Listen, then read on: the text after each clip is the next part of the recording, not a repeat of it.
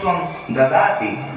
अहमपि भवतः सर्वश्रेष्ठधनं, किन्तु भवान् मां दानरूपेण कस्मै दास्यतीति चिन्तयति? आगच्छ आगच्छ पुरोहित, गृहाणमीदं गोदानं गृहाण। प्रभो तव मङ्गलं कर्तु।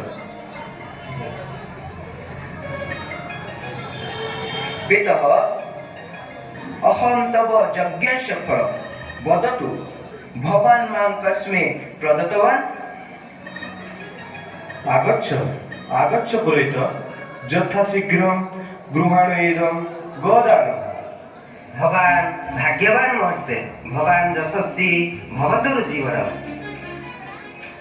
पितः, भवान् पुत्रस्नेहेन अन्धभूत्वा यज्ञफलस्य पुण्यं नाशयति कथं? सदय भवतु पितः, मामपि अन्यस्मै प्रदास्यतु। अनेन भवतो यशवृद्धि भविष्यति।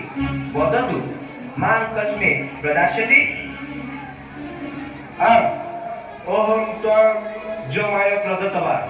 गच्छ, अधिकं सत्रं नेच्छामि।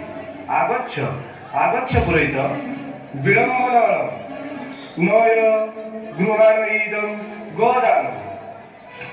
समीचीनं कृतं पितः, अहमपि स्वकर्तव्येन अग्रे गमिष्यामि। पितुः आदेशः भवति मम जमाय गमनाय।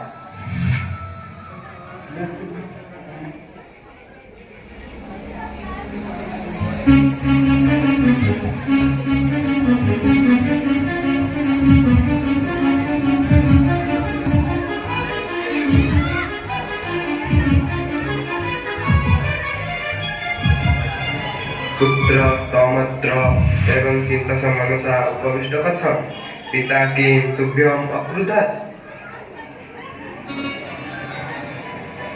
न मातः, जमालयं गमनार्थं पिता माम् आदिष्टवान्।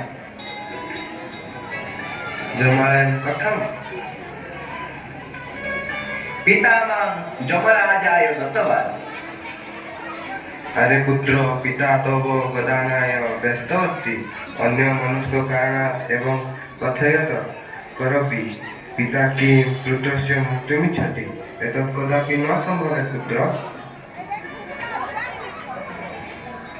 मम पिता महर्षि भवति, तद्वचनस्य मूल्यमस्ति। जमराजेन सह मिलनार्थं मह्यम् अनुमति देहि मातः।